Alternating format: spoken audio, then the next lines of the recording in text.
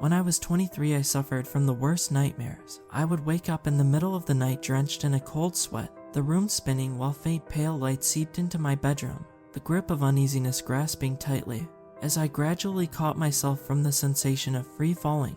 And after a few minutes my breathing would slow, my heart retreating back into my chest. The whole ordeal only lasted mere minutes, but in the moment the experience felt like an adventure of epic proportions, an immersion into the depths of hell. I tended to let out a slight chuckle once my soul returned back to me, but that's when I would feel it, the slimy substance of something liquid running down my hand. At first I assumed it was sweat, but after turning on the lights, would I see it, the drool. It was sticky, long strands of the slime stretching out as I pulled my fingers apart, droplets falling onto my bed leaving a deep gray stain, and my nose stung from the horrid stench, one similar to a rotting piece of meat.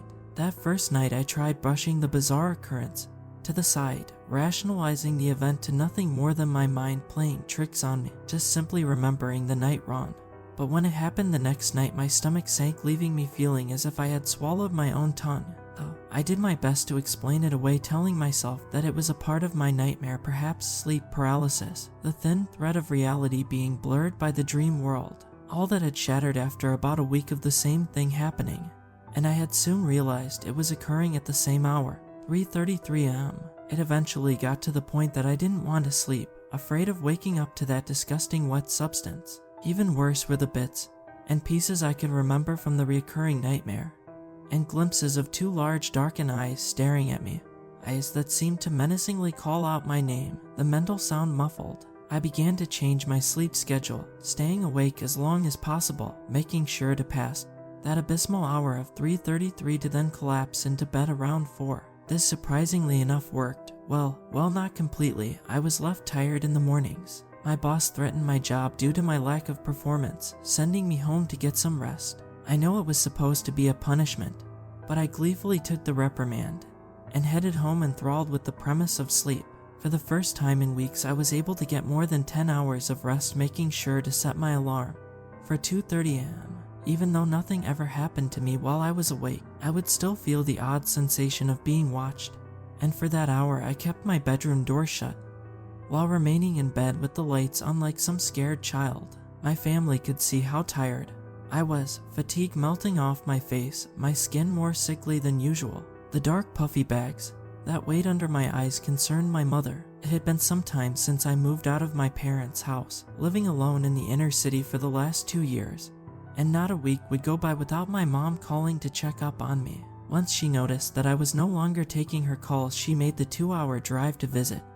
And that's when she saw the crumbling form of her once vibrant boy. I explained to her of why I didn't want to sleep, telling her about the nightmares, the drool, and those eyes. To my astonishment, she laughed, brushing aside all of my worries, telling me that this has happened before, that I had the same problem.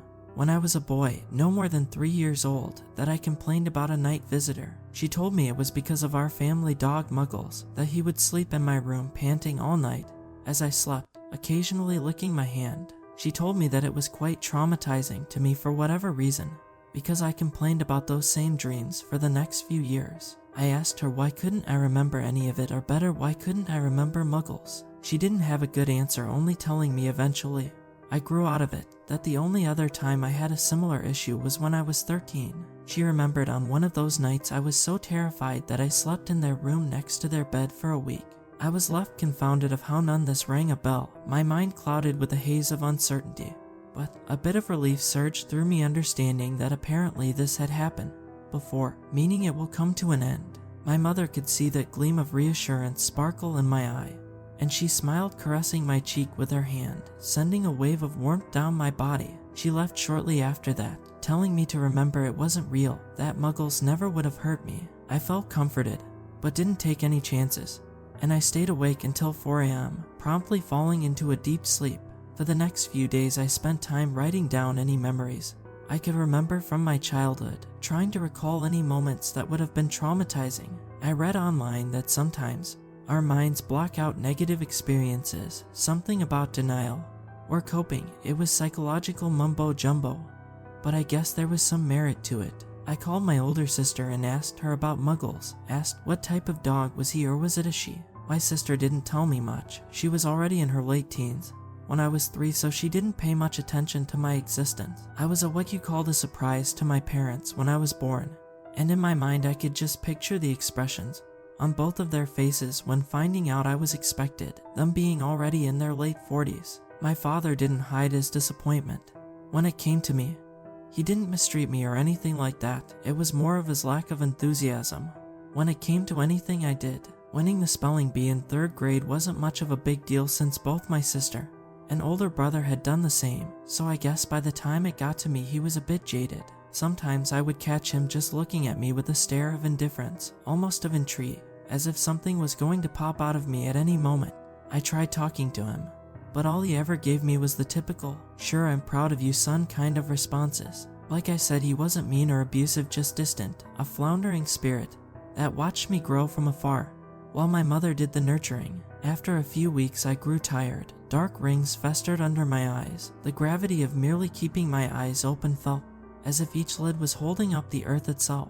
It was obvious I needed more sleep, my sanity dangling on a thread, the threshold swiveling in the breeze where at times things seemed normal, but others reality seemed to blur into abstractness, giving off the impression of something mechanic was happening behind the veneer of my home. So I decided to give in to my fear and indulge. I figured perhaps I could remember more about that nightmare. Maybe it had clues of that damn dog, Muggles. In the back of my mind I created some fictional creature that morphed in and out of reality, taking the shape of a dog that apparently once belonged to me. I thought this entity was haunting me, licking my hand only when I slept. Maybe I needed to be asleep when it came, something similar to how ghost hunters only saw apparitions when it was dark. I decided to keep a small notebook next to my bed with a pen, ready to jot down any memories. As you can guess, I awoke in the middle of the night. It was that dreadful time, 3:33 a.m. Before turning on the lights, I could already feel the squishy fluid swimming around my hand, blobs of drool slopping down onto my bed. My heartbeat accelerated,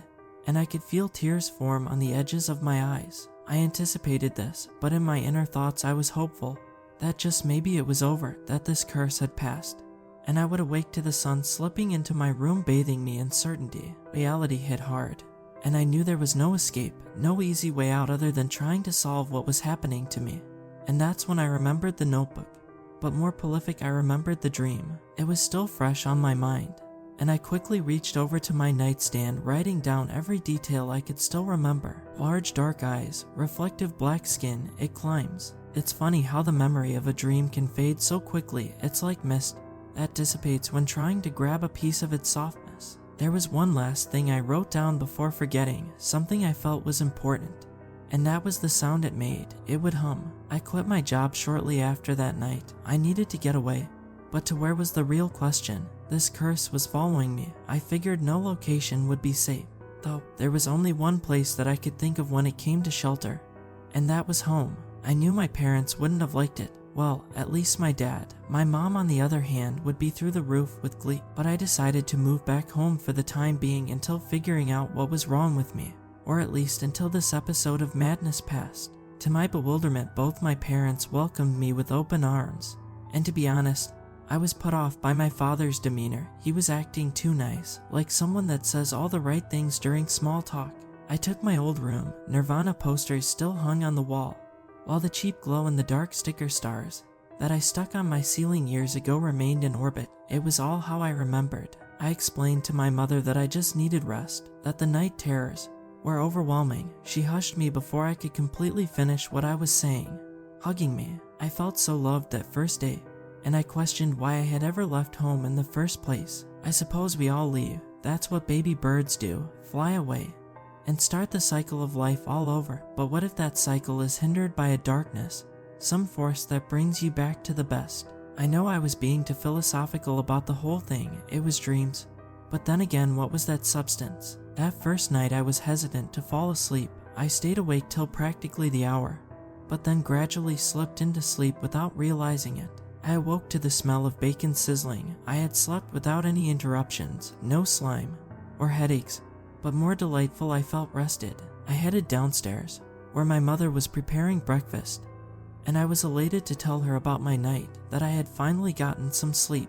Of course she was happy for me, telling me that all I needed was home to remedy any illness, And for whatever reason, those words got me thinking, if home really was the answer, then why did my nightmares originate here? After breakfast, I asked my mother if there were any pictures of Muggles. Maybe seeing it would trigger more memories. She told me that there were none, that sadly any pictures we had of it was destroyed a long time ago. I questioned why they would have been destroyed, but the explanation was simple. It happened when my father was fixing up the attic where the photos were kept.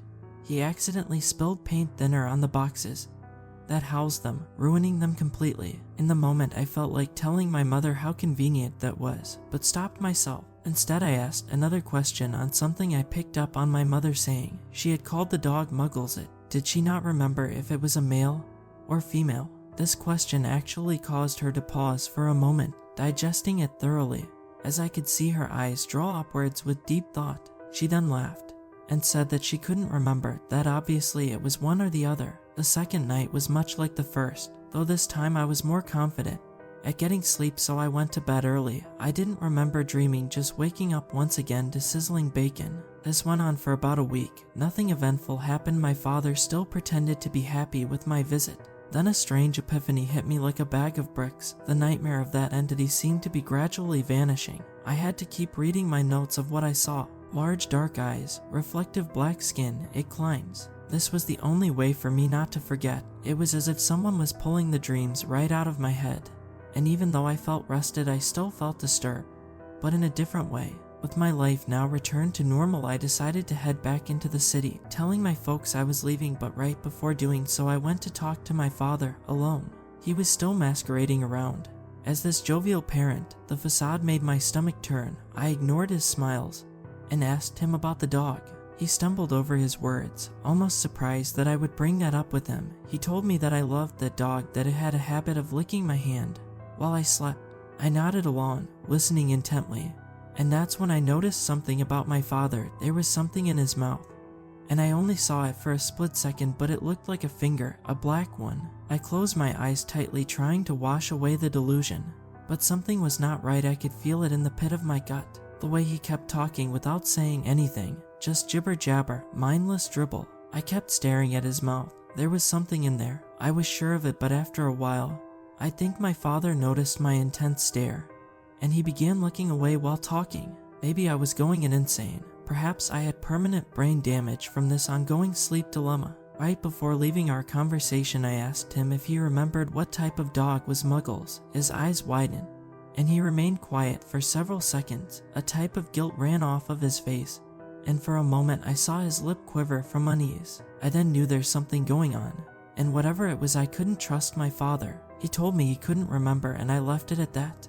Before leaving, I took a box of some old drawings that I kept hidden behind my bed. It was my secret stash of artwork, things only for my eyes, and I figured I would review them when getting home. My mother was sad to see me leave, while my father, well, he no longer looked so joyful. His eyes interrogated me with suspicion, offering out a handshake to bid me farewell. Entering the city, I felt the subtle stench of nausea form in my nose. The contrast of flourishing trees being taken over by monumental skyscrapers was daunting, almost as if the grim reality of insomnia awaited my return. And the endless windows from each building acted as eyes, all watching me return as I drove past. My apartment stood the same. It felt cold and suffocating. Almost immediately did I miss my parents' home. I swallowed my trepidation and prepared some dinner, scouring through the fridge for anything edible. I decided to go through the box of artwork shortly after, and I sat on my bed in hopes of finding some insight to that dog.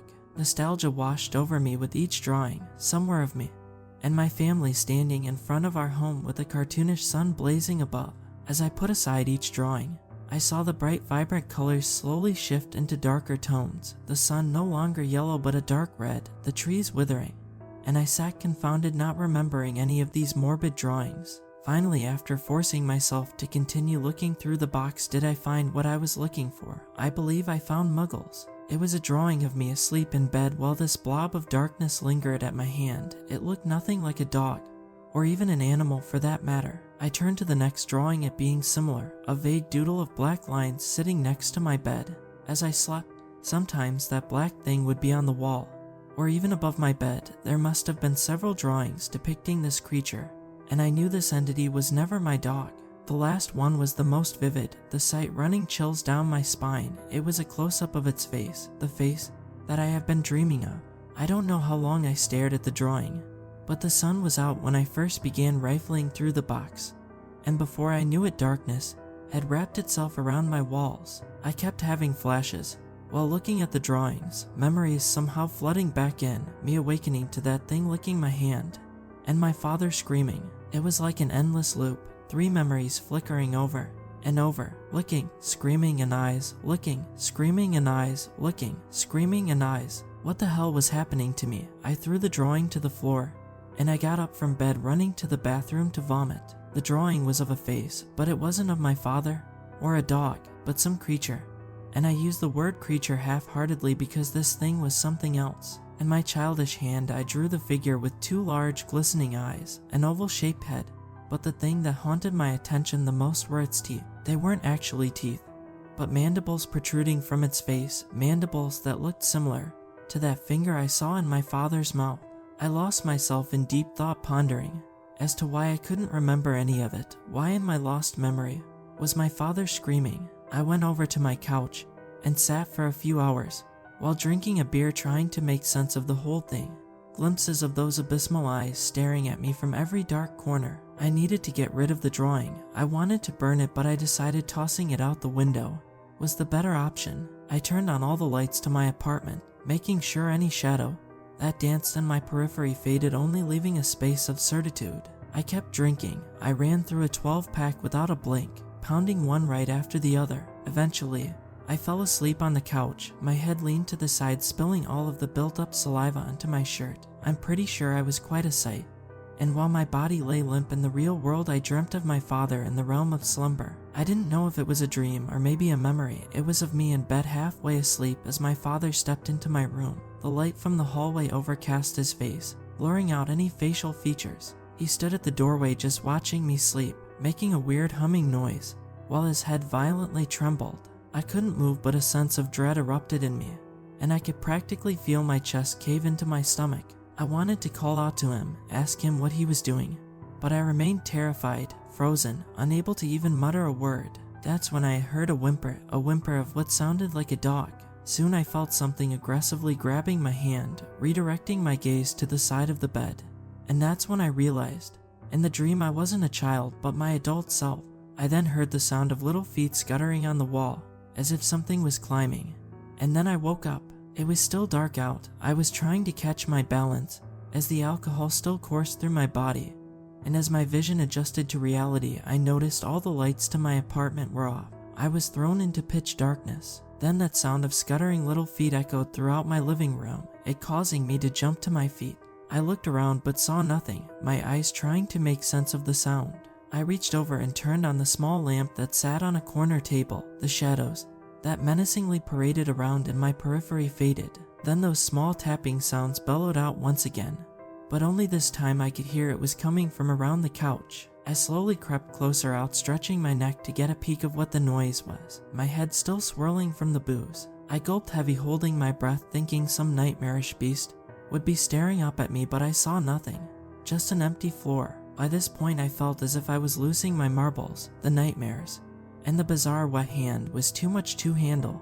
But that's when I noticed the slip of paper protruding from underneath the couch. There indeed was something there after all, and I crouched down to retrieve it. To my horror, it was the drawing of that creature, the one I had thrown out the window only hours ago. Something brought it back. After that, I was back to my old miserable self, not sleeping awake, making sure to stay awake as much as possible. I guess you could say my life was in shambles, crumbling to the lowest of lows, and I only wished that whatever this episode of misery I was experiencing would soon be over. It seemed like my sleep issues happened every 10 years, so that meant there was an end in sight, and I wouldn't have to worry about this until I was 33, though the thought made me shiver, since the time that I would always awake to was 3:33, making me think turning 33 was the ultimate goal for whatever haunted me. Thoughts of my father acting so strangely infested my mind for the incoming days, remembering how his words sounded somehow rehearsed, and that finger wiggling in the back of his throat. Was I really going crazy, Or was there something more to what was happening? I decided to keep the drawing of that entity, not wanting to throw it out again, thinking that somehow whatever created those tiny steps before would only bring it back to me, like some grotesque game of fetch. I stashed the drawing in the bottom of clutter I kept in the closet, hoping to get it out of my sight. But somehow, I felt those devilish eyes watching me through the pile of mess, its stare lingering on my every move. I knew that I couldn't wait any longer, that if I was going to get through whatever torment I was suffering from, it was going to be through my own will. So I devised a plan, one that probably didn't make much sense, but in my sleep-deprived state it sounded genius. When I was a kid, my father put me in Little League. I wasn't the best catcher, or even a fast runner, but one thing I did seem to have was tremendous strength. When it came to batting, I was the only kid that could hit a home run in any given game, and back then my father was full of life, celebrating my small victories. This was probably the only time I can remember feeling close to him, and after hitting a walk-off game winner, he gifted me with a bat that was passed down to him from his father. It was beautiful, the wood feeling natural in my hand, and I remember fantasizing of how many homers I would hit in the incoming years. But as time passed, my relationship with my father changed, his interest in me dwindling. My excitement for the game gradually shifted, and I threw my grandfather's slugger in the closet, where it remained for years, until bringing it to my apartment out of the sheer thought of memories. Now that same wooden bat had a new purpose, one that was going to save my life and sanity. I sat in bed the next night, watching the time on my phone slowly change, waiting for the usual hour to approach. I began writing down all of the events I had experienced, not knowing if what I had planned was going to work. I made sure that I was fully awake. I must have drank about 3 Red Bulls after midnight, preparing myself for what was to come. And as 3 a.m. approached, I put away my notebook, turned off the lights, and lay in bed. As the darkness fluttered around me, I pondered of what my father was doing, and I held my blankets tightly as it swaddled me into the perfect cocoon. Next to me in bed was my grandfather's bat, it caressing the side of my body, its stiffness making me shift my body around. I was going to pretend to sleep, hoping whatever Muggles was would come to me as it always had, and when it did, I was going to kill it. Even though my clock was digital, I could still hear the second hand of an analog clock thundering in my head, my anxiety spiking higher than Mount Everest, time seemingly to slow. While I watched it expire, I needed this nightmare to finally end, for this monster to go away. When the time hit 3:30, I contemplated if I was doing the right thing. What if Demon was too strong? What if I only angered it, or what if it never came, and perhaps I really was just imagining everything? As I kept thinking of such things, I heard those same scuttering taps from a few days earlier approach. It was coming from outside my bedroom, and that's when I closed my eyes, pretending to be asleep. I breathed heavy, mimicking the natural circadian rhythm I would have, and I just waited. I made it easy. I outstretched my hand on the outside of the bed, it hovering over the floor for easy access. With my other hand, I cradled the bat, sweat making my grip a bit slippery. I slightly opened one of my eyes and could see a silhouette standing at my door, similar to my dreams. The figure had the shape of my father, that was for sure. And like my dream, it began to shake its head violently, swaying around like some broken marionette, though I remained still. I then saw the dark figure tilt its head backwards. As its stomach began to pulsate, I could hear the sound of bones cracking, guts shifting as if the person was about to vomit something horrid. Then I noticed those ghastly fingers protruding from what I can assume was the mouth of my father. It was climbing out of him like some slug that crawled its way out of a decrepit hole. And to my horror, I got to see the size of the creature. It was massive. By this point, I knew it was my father, and I almost blew my cover by calling out to him. But I held my tongue as the monster continued slithering its way out, and soon it was free, dropping my dad's body to the floor like some discarded banana peel. Then quickly that thing scurried away from sight, only leaving the sound of those little tapping feet as clues to know where it was. I kept my eyes shut, only allowing my ears to follow it, and I could tell it was climbing the walls. If I didn't know better, the thing was precisely over me on the ceiling, most likely staring at me sleep. I gripped the slugger even tighter, but held my breath. I wanted to tremble, I wanted to scream, but I knew all this had to end.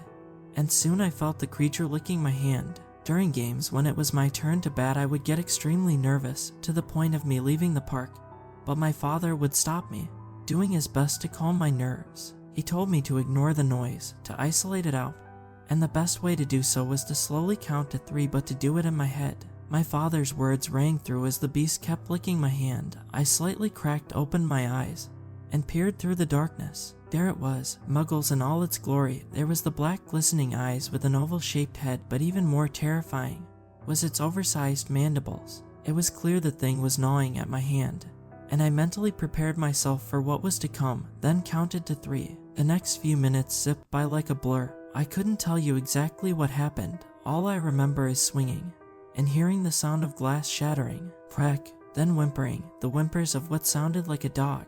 I don't remember how much time had passed, but the next memory I have is of standing over the dead body of whatever the hell this creature was, and now with the lights on I could clearly make out all its features. To make it plain and simple, it was a giant bug, a monstrous insect that only lived in the depths of hell, and somehow it made its way to Earth, to me. Now the bastard was dead, white fluid flowing out of its cracked skull. I didn't know what to make of it, and during this time I had forgotten about my father's body. That was until he started coughing, him coming back to life. He was disheveled, memorized to the whole situation, not knowing exactly what had happened but aware of coming to my apartment. Apparently Muggles had the ability to take possession of my father's body, only leaving him as a passenger in his own skin. He was relieved that the beast had been slayed, and we hugged for minutes, both jovial to it being dead. My father filled in all the missing gaps to my memory, telling me when I was 3 years old he would hear me crying in the middle of the night, complaining about our family dog licking my hand. Since we didn't have a family dog, my father knew it was something else, so he waited in the middle of the night to see what was happening. And that's when he saw Muggles. It left my father in shock seeing such a thing, and he screamed out in pure devastation, only for the monster to attack him. It seemed as if the insect somehow burrowed its way into my father, taking control of his body. He said that he could feel the beast inside of him, but somehow it hibernated, only revealing itself every 10 years. Apparently the creature had the ability to control the thoughts of people, making my mother and siblings think we actually had a family dog. Throughout the years, my dad grew a connection with Muggles and knew just how much it desired me. It wanted me, not my father, but used him as a vessel to bond with. He said that there was something about me it detected long ago, and it was going to wait as long as it took. Well, now the monster is dead, so I guess you could say I won. At least I thought I won. All this happened when I was 23, but now I just recently celebrated my 33rd birthday.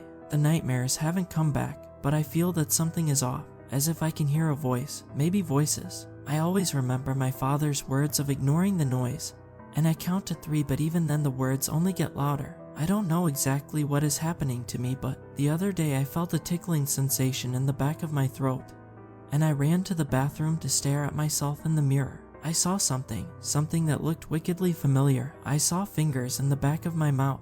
I don't know what that creature that went by Muggles wanted with me, but whatever it was, it has affected me. Maybe I am turning into it, or perhaps somehow it lives inside of me. Maybe that's what it was doing when licking my hand. Whatever the case, I am documenting everything. If I live or die, I guess doesn't matter. Just know if someone tells you about having a dog you don't remember, understand it might have been another Muggles.